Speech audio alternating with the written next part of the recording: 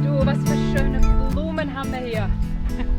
Weißt du, wir hatten früher so ein Magnet auf unserem Kühlschrank kleben zu Hause. Da stand drauf: Freunde sind die Menschen, die an deinem kaputten Zaun vorbeischauen und die Blumen in deinem Garten bewundern. Hattet ihr einen schönen Garten? Ja, darüber kann man diskutieren. Aber einen kaputten Zaun hatten wir.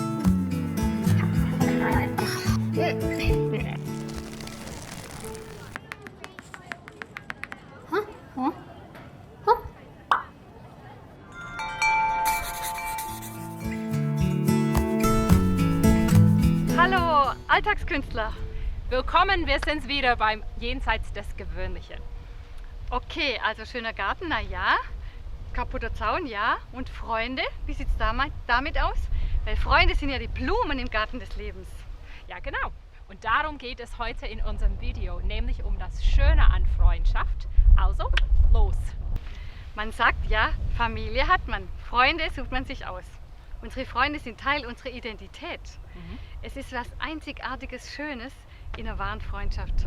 Es ist ein Wachstumsraum, in dem wirklich Neues und Segenvolles entstehen kann. Wie so eine eigene Welt, die möglicherweise nie das Licht der Welt erblickt hätte, wenn sich diese Personen nicht begegnet wären. Da würde ich sagen, Freundschaft ist Magie. Und es gibt sogar einen Tag der Freundschaft. Hast du das gewusst? Natürlich habe ich das gewusst. Das hast du mir erzählt, du Schlaukopf. Okay, und wann ist er entstanden? Weiß ich leider nicht. Also in Paraguay in den 50er Jahren, und 2011 hat die UN das sogar richtig offiziell ausgerufen. Tag der Freundschaft. Wann ist das denn? 30. Juli. Das ist ja bald. Mhm. Also ich meine, ich hätte jetzt richtig Lust auf Freundschaft anzustoßen. Du, aber später. Ich will dir erst noch was zeigen. Dieses Schöne und Besondere an Freundschaft, diese ganz eigene Welt. Weißt du, was das ist? Nein. Komm mal mit. Wo denn? Hey du? Wo bist du denn hin?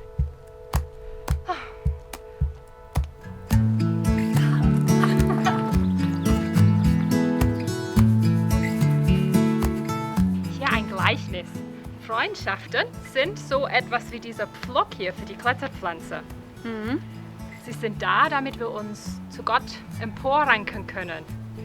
Wir Menschen sind doch irgendwie sehr erdgebunden und können jetzt keinen direkten Sprung so von der Erde in den Himmel machen, sondern wir brauchen immer menschliche Erfahrungen. Wir brauchen andere Menschen, damit wir letztendlich zu Gott kommen. Macht das Sinn? Ja, oder haben wir uns das jetzt ausgedacht? Das hat Gott uns selber zugesagt. In der Bibel im Buch Hosea, da heißt es doch zum Beispiel: Mit menschlichen Seilen zog ich sie an mich, mit Banden der Liebe.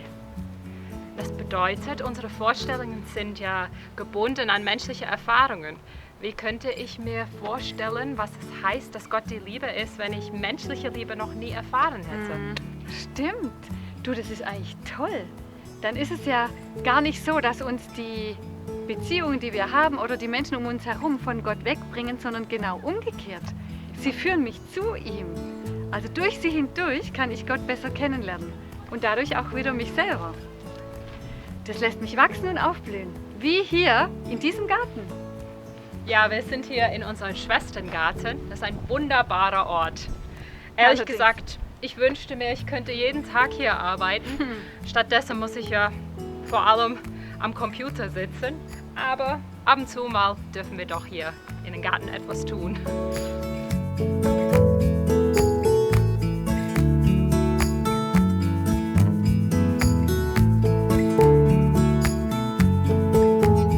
Oh, schau dir das mal hier an. Du. Die armen Pflanzen, die Gell? werden fast erstickt von diesem Unkraut. Guck mal hier, das ist ja echt, da können wir was arbeiten. Also daran erkenne ich eine schöne und gute Freundschaft. Bringt sie mich näher zu Gott und zu mir selbst? Kann ich so sein, wie ich eigentlich bin, oder muss ich mich verbiegen? Kann ich aufatmen in dieser Freundschaft? Wahre Freundschaft befreit. Das ist was ganz Interessantes, das habe ich vor kurzem gelesen von einem koreanischen Philosophen, Byung-Chul Han. Der sagt, dass Freisein ursprünglich wegen der gemeinsamen indogermanischen Wurzel bedeutet, bei Freunden sein. Wirklich frei fühlt man sich also, wenn man in Beziehung ist. Freiheit ist ein Beziehungswort. Und das ist beim lieben Gott auch so. Wir sind zur Freiheit der Kinder Gottes befreit.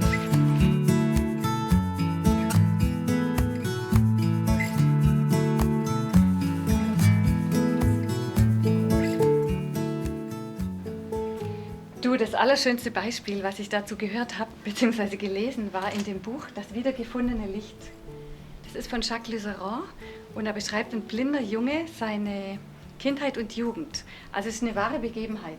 Okay, kenn ich nicht. Die allererste Freundschaft, die er beschreibt, ist eben die zu seinen Eltern. Ich muss da mal was vorlesen, ich habe es dabei, das ist so schön. Gut vorbereitet. Meine Eltern, das war der Himmel.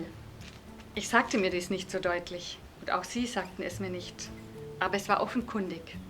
Ich wusste, und zwar recht früh, dessen bin ich sicher, dass sich in ihnen ein anderes Wesen meiner annahm, mich ansprach.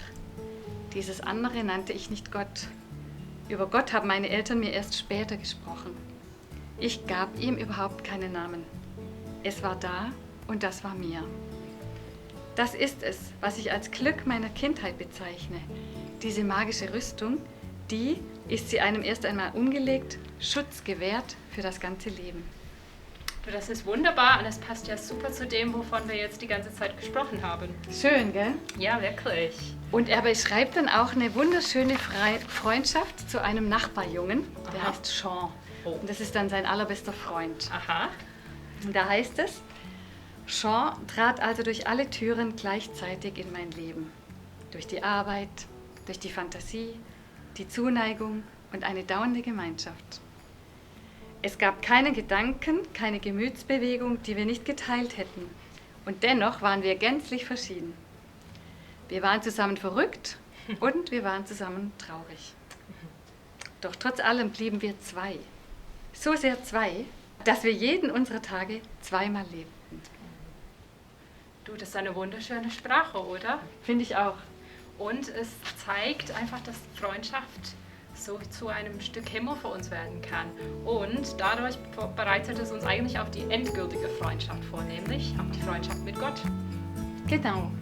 Und uns interessiert jetzt einfach, was ihr dazu zu sagen habt zum Thema Freundschaft, eure Erfahrungen und Erlebnisse. Lasst uns gerne einen Kommentar hier unten da.